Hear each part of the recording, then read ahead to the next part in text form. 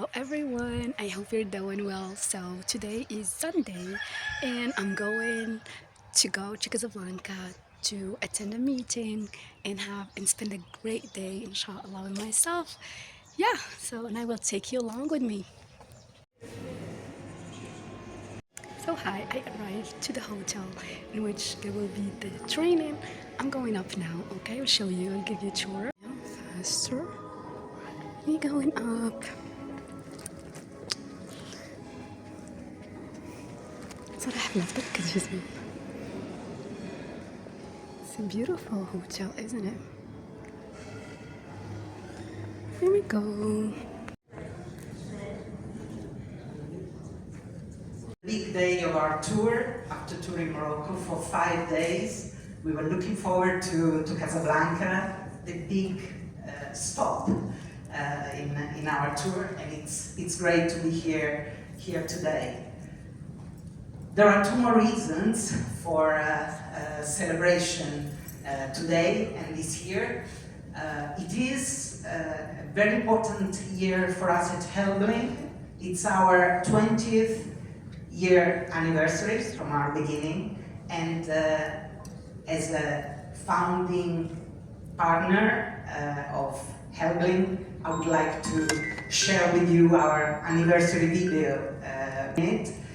It is an important year because we are publishing a title specifically for Moroccan students, for schools that have 1 or 2 hours of English a week. Yes, and this strengthens our collaboration with Calliope, which has been successful for many years, but this year it takes a very special touch, and we are very proud of this. So thank you all. Innovative project dedicated to supporting English language teachers and learners around the world. As we celebrate 20 years together, we reflect with pride on the incredible journey that has shaped who we are today. From our first steps in publishing to becoming a trusted name in ELT, our mission has always been clear: to inspire learners and educators and to foster a passion for language through top quality materials.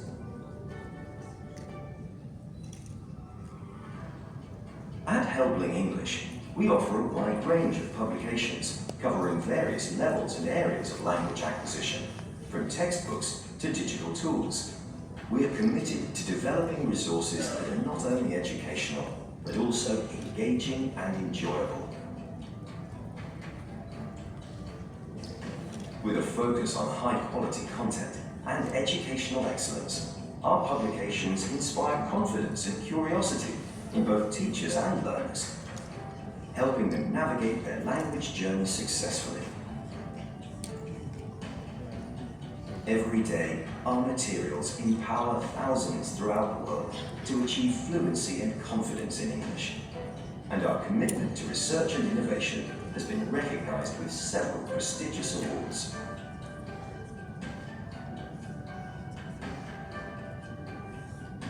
As we mark this special milestone, we would like to thank everyone who has been part of our story: our authors, educators, partners, and, of course, our learners. Your trust and support are fundamental to our success.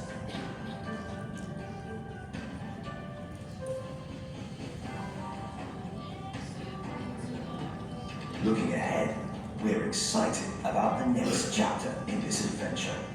The future will bring new challenges, groundbreaking innovations, and inventive ways to enable everyone to achieve their potential.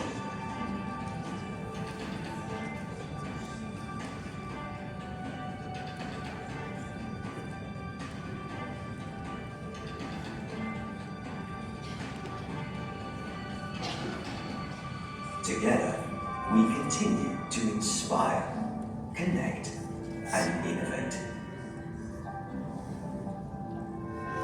World meet up and talk about their experiences of learning English.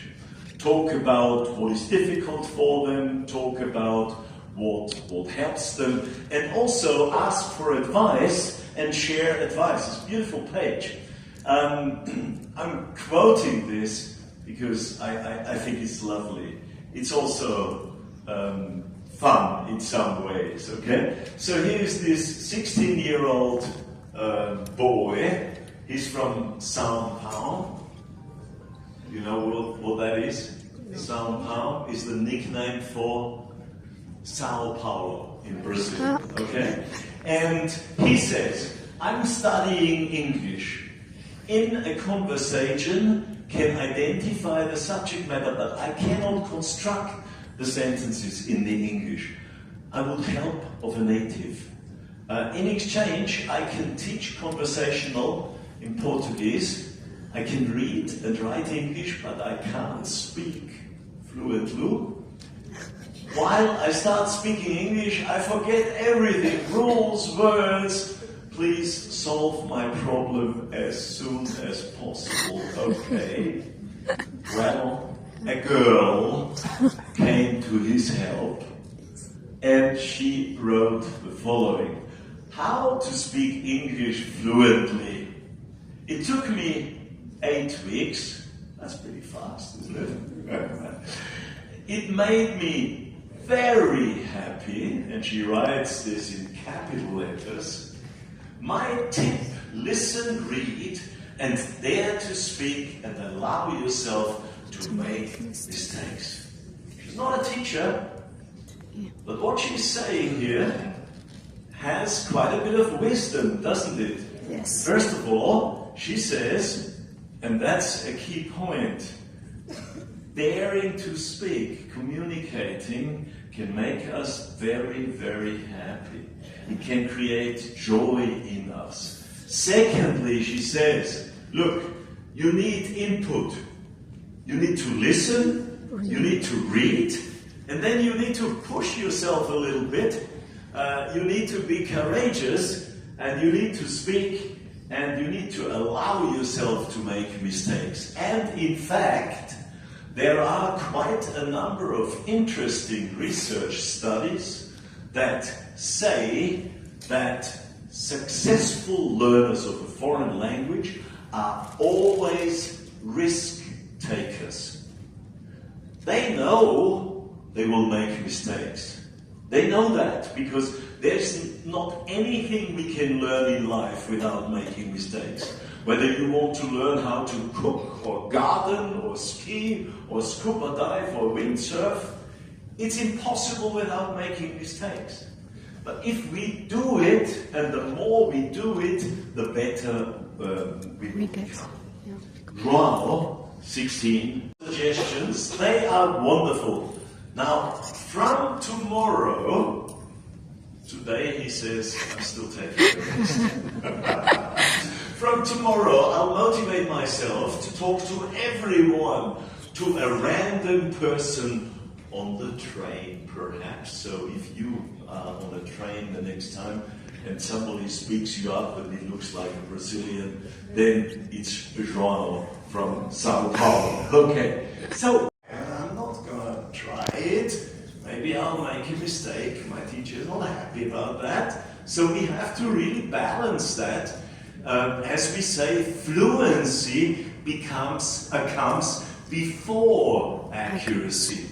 We don't speak accurately first and then later fluently, as João said.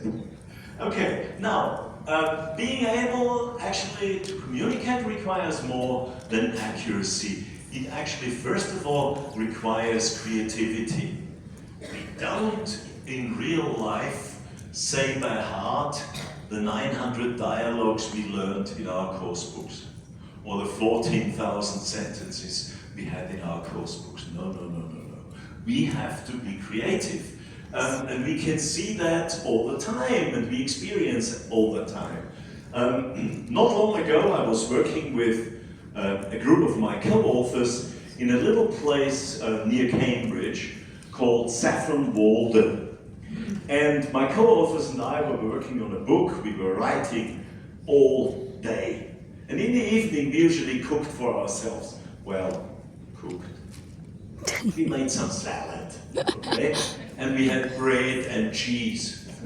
Okay, so what did we do? We usually did that ourselves, and we had fun, and it was good, and so one day we ran out of olive oil.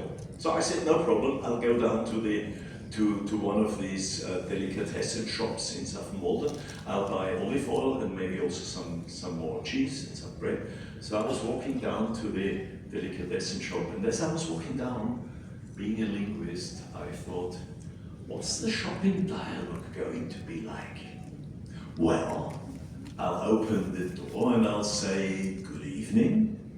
The shopkeeper, who I knew because I had been there several times, will say to me, good evening. Then he will say,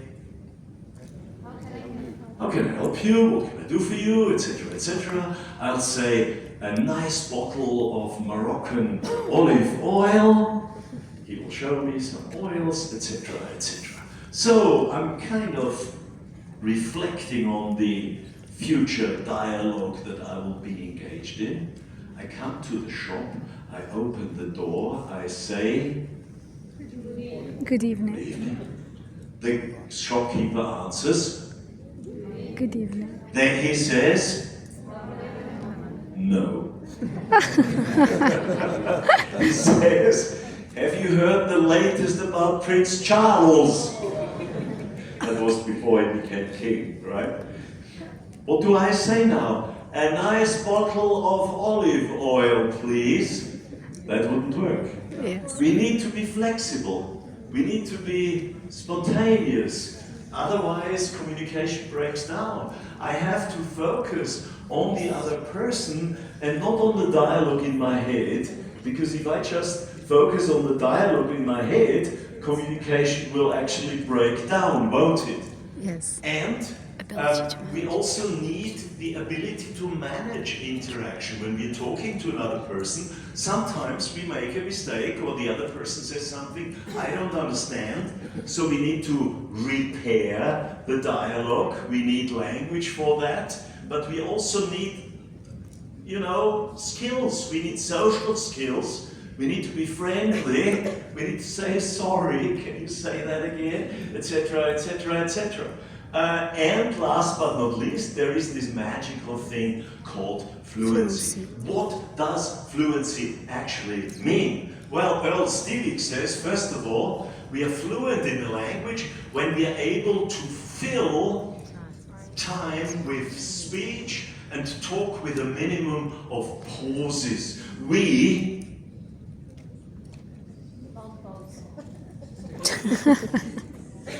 don't.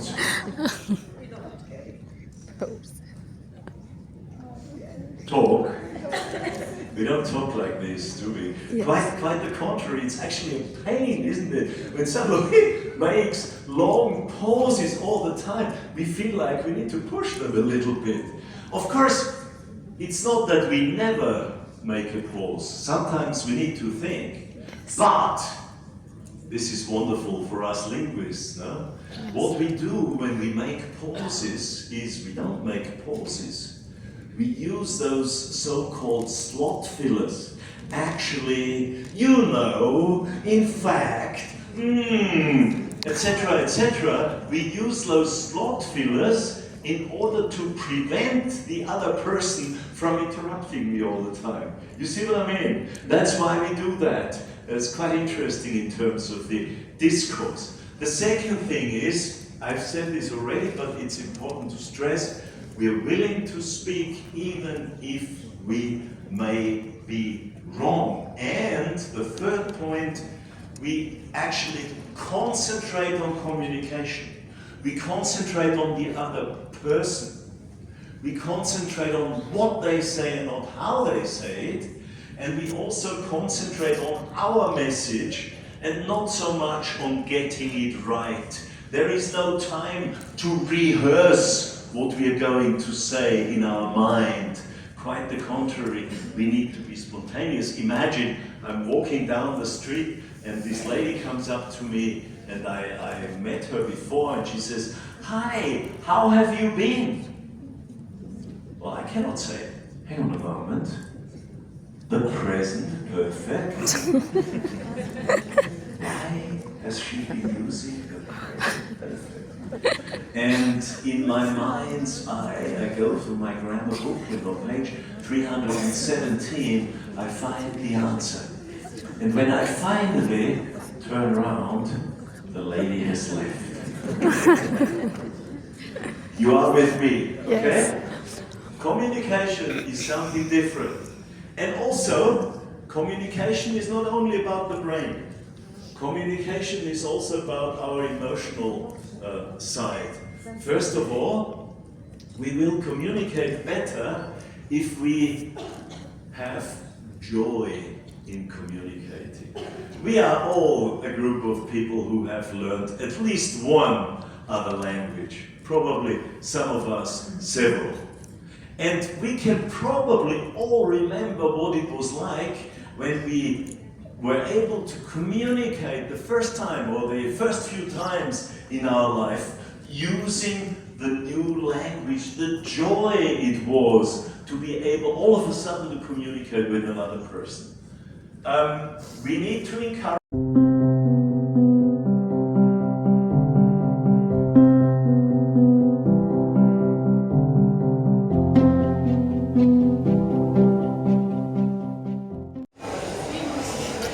Now it's lunchtime.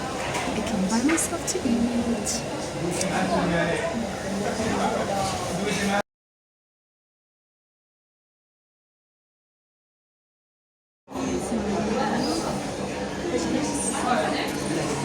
Hello. So yesterday was a great day with the training. I've learned so many valuable stuff, like how to be patient with kids, and it's their first time learning language, so it's normal that they would be making mistakes. So gonna be more patient with them. And the advice that he gave, Mr. Pukta, about learning a language, it's you have just to dare to speak up and to make mistakes, because we learn from our mistakes, and mistakes are a sign that we are. So that's it for today's vlog. I hope you enjoyed it, and see you in the next one. Goodbye. Take care.